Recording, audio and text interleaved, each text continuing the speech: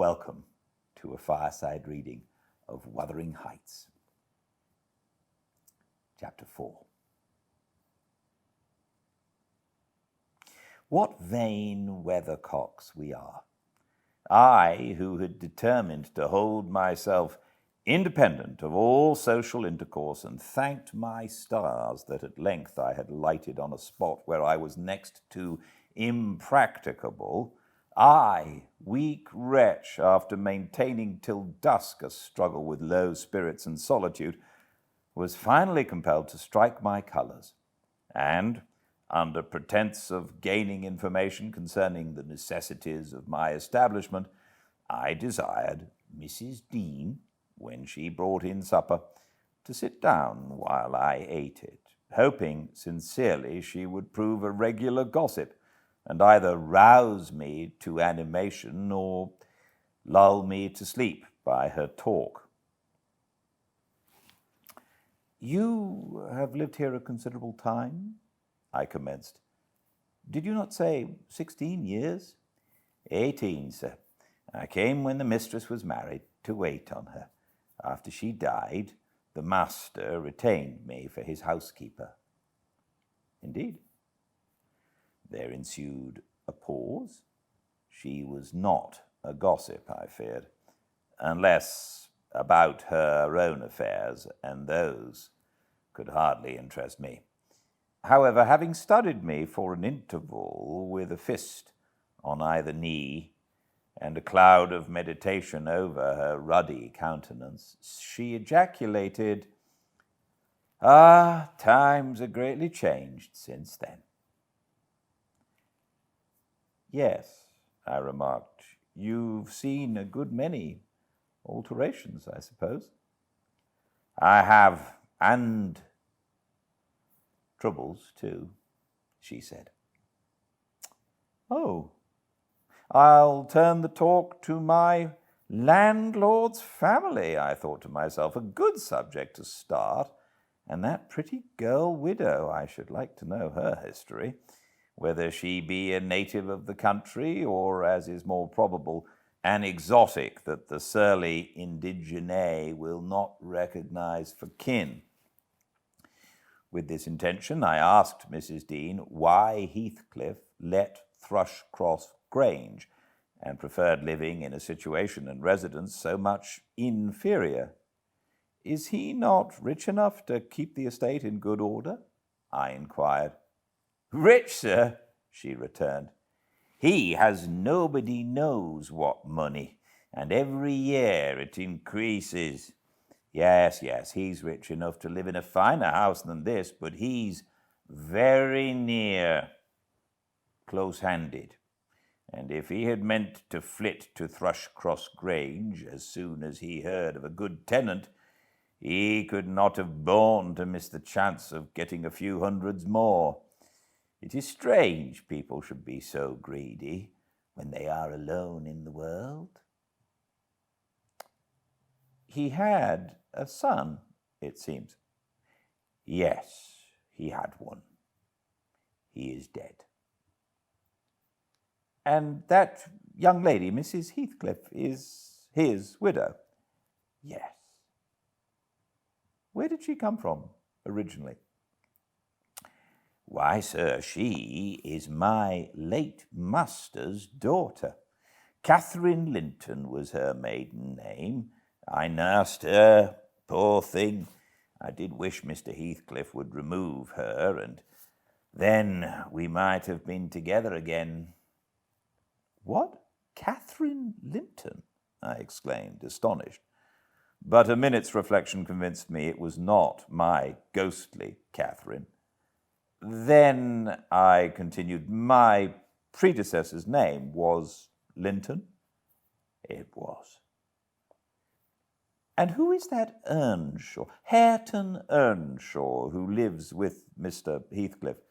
Are they relations?" "No, he is the late Mrs. Linton's nephew." "The young lady's cousin, then?" "Yes, and her husband was her cousin also, one on the mother's, the other of the father's side. Heathcliff married Mr. Linton's sister. I see the house at Wuthering Heights has Earnshaw carved over the front door. Are they an old family? Very old, sir, and Hareton is the last of them, as our Miss Cathy is of us.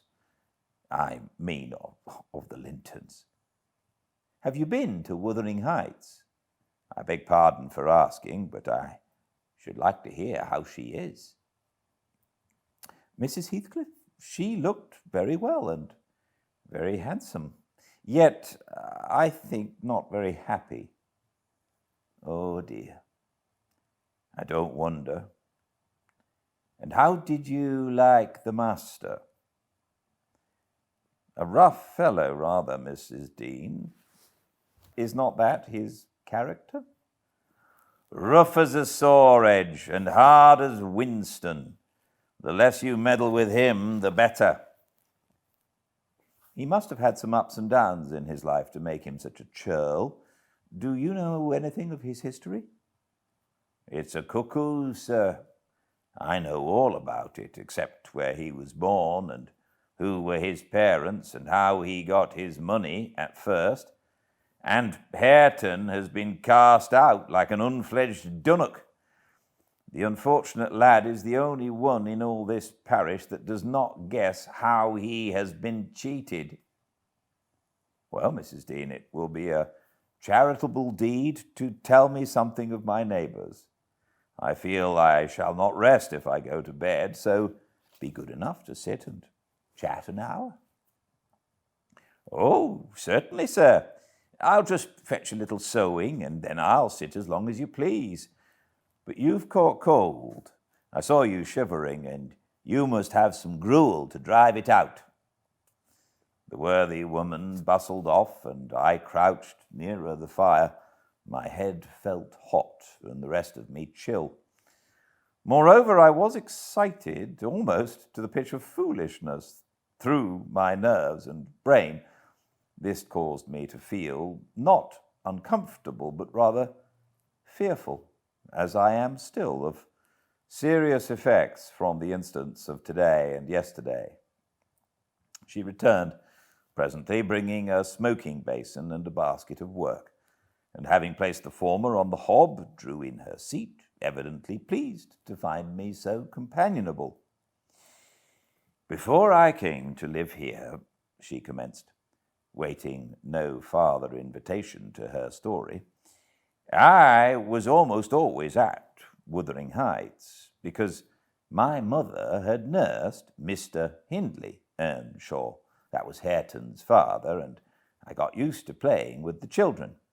I ran errands too, and helped to make hay, and hung about the farm, ready for anything that anybody would set me to. One fine summer morning, it was the beginning of harvest, I remember, Mr. Earnshaw, the old master, came downstairs dressed for a journey, and after he had told Joseph what was to be done during the day, he turned to Hindley and Cathy and me, for I sat eating my porridge with them, and he said, speaking to his son, "Now, my bonny man, I'm going to Liverpool today. What shall I bring you? You may choose what you like.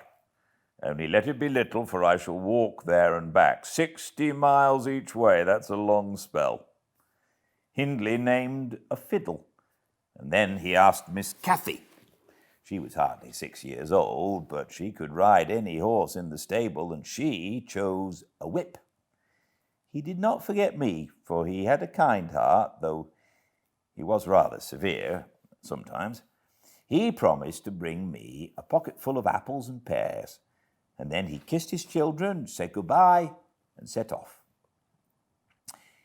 It seemed a long while to us all, the 3 days of his absence, and often did little Cathy ask when he would be home. Mrs. Earnshaw expected him by supper time on the 3rd evening, and she put the meal off hour after hour. There were no signs of his coming, however, and at last the children got tired of running down to the gate to look. Then it grew dark. She would have had them to bed, but they begged, sadly, to be allowed to stay up, and just about 11 o'clock the door latch was raised quietly, and in stepped the master. He threw himself into a chair, laughing and groaning, and bid them all stand off, for he was nearly killed. He would not have such another walk for the 3 kingdoms. And at the end of it, to be flighted to death, he said, opening his great coat, which he held bundled up in his arms. See here, wife, I was never so beaten with anything in my life. But you must e'en take it as a gift of God, though it's as dark almost as if it came from the devil. We crowded round, and over Miss Cathy's head I had a peep at a dirty, ragged, black-haired child, big enough both to walk and talk. Indeed, its face looked older than Catherine's. Yet when it was set on its feet, it only stared round and repeated over and over again some gibberish that nobody could understand. I was frightened, and Mrs. Earnshaw was ready to fling it out of doors. She did fly up, asking how he could fashion to bring that gypsy brat into the house when they had their own bairns to feed and fend for, what he meant to do with it, and whether he were mad. The master tried to explain the matter, but he was really half dead with fatigue, and all that I could make out amongst her scolding was a tale of his seeing it starving and houseless and as good as dumb in the streets of Liverpool, where he picked it up and inquired for its owner.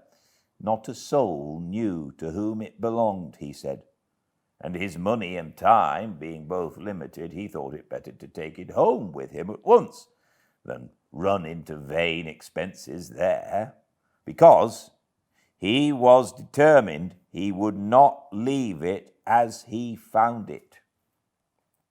Well, the conclusion was that my mistress grumbled herself calm, and Mr. Earnshaw told me to wash it and give it clean things and let it sleep with the children. Hindley and Cathy contented themselves with looking and listening till peace was restored. Then both began searching their father's pockets for the presents he had promised them.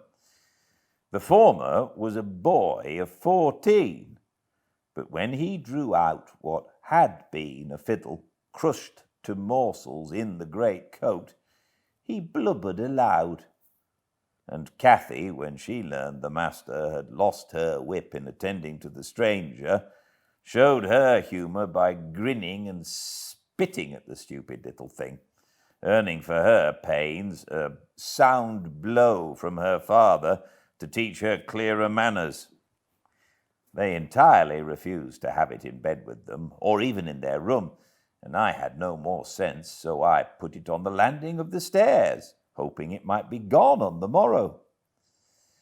By chance, or else attracted by hearing his voice, it crept to Mr. Earnshaw's door, and there he found it on quitting his chamber.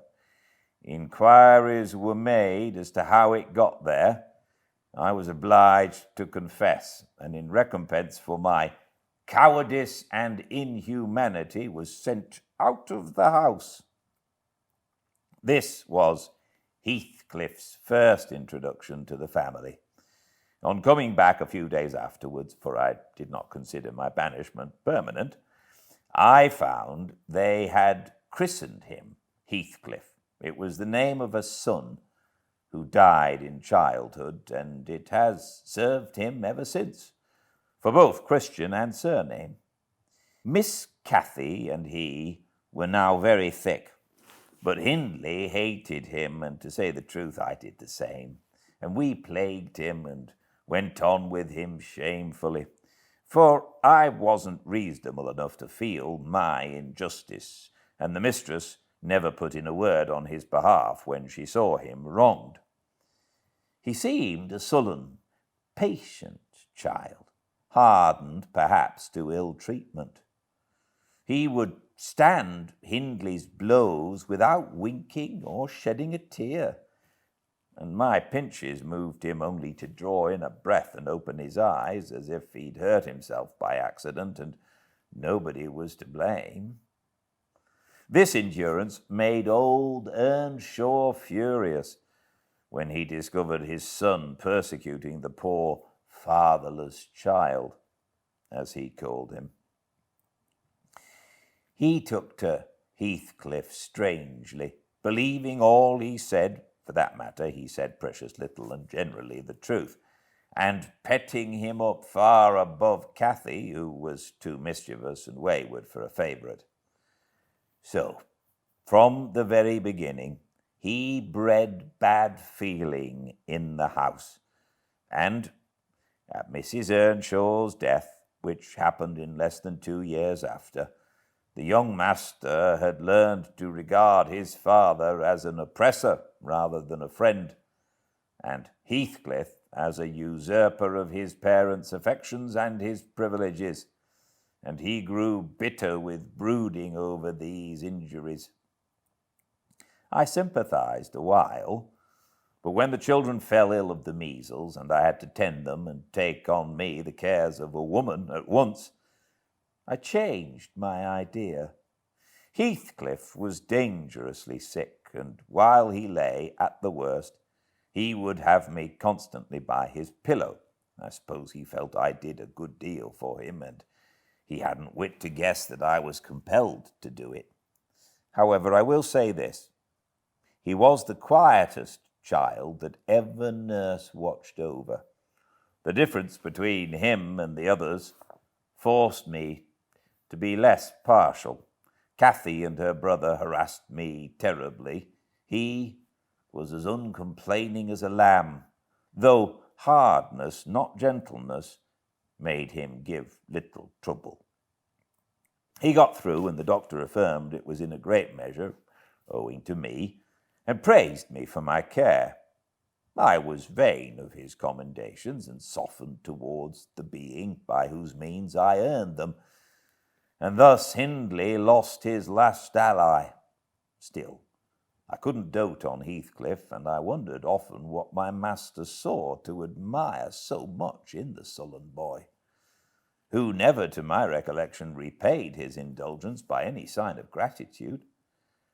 He was not insolent to his benefactor, he was simply insensible, though knowing perfectly the hold he had on his heart, and conscious he had only to speak, and all the house would be obliged to bend to his wishes. As an instance, I remember, Mr. Earnshaw once bought a couple of colts at the parish fair and gave the lads each one.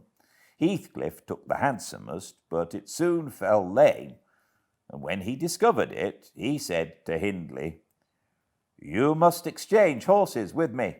I don't like mine, and if you won't, I shall tell your father of the 3 thrashings you've given me this week, and show him my arm, which is black to the shoulder." Hindley put out his tongue and cuffed him over the ears. "You'd better do it at once," he persisted, escaping to the porch. They were in the stable. "You will have to, and if I speak of these blows, you'll get them again with interest." "Off, dog!" cried Hindley, threatening him with an iron weight used for weighing potatoes and hay. "Throw it," he replied, standing still, "and then I'll tell how you boasted that you would turn me out of doors as soon as he died, and see whether he will not turn you out directly." Hindley threw it, hitting him in the breast, and down he fell, but staggered up immediately, breathless and white, and had not I prevented it, he would have gone just to the master and got full revenge by letting his condition plead for him, imitating who had caused it. "Take my coat, gypsy, then," said young Earnshaw, "and I pray that he may break your neck Take him and be damned, you beggarly interloper, and wheedle my father out of all he has. Only afterwards show him what you are, imp of Satan, and take that, I hope he'll kick out your brains." Heathcliff had gone to loose the beast and shift it to his own stall.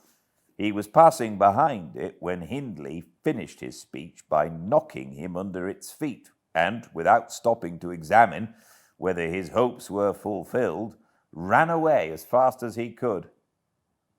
I was surprised to witness how coolly the child gathered himself up and went on with his intention, exchanging saddles and all, and then sitting down on a bundle of hay to overcome the qualm which the violent blow occasioned, before he entered the house. I persuaded him easily to let me lay the blame of his bruises on the horse. He minded little what tale was told, since he had what he wanted. He complained so seldom, indeed, of such stirs as these, that I really thought him not vindictive. I was deceived completely, as you will hear.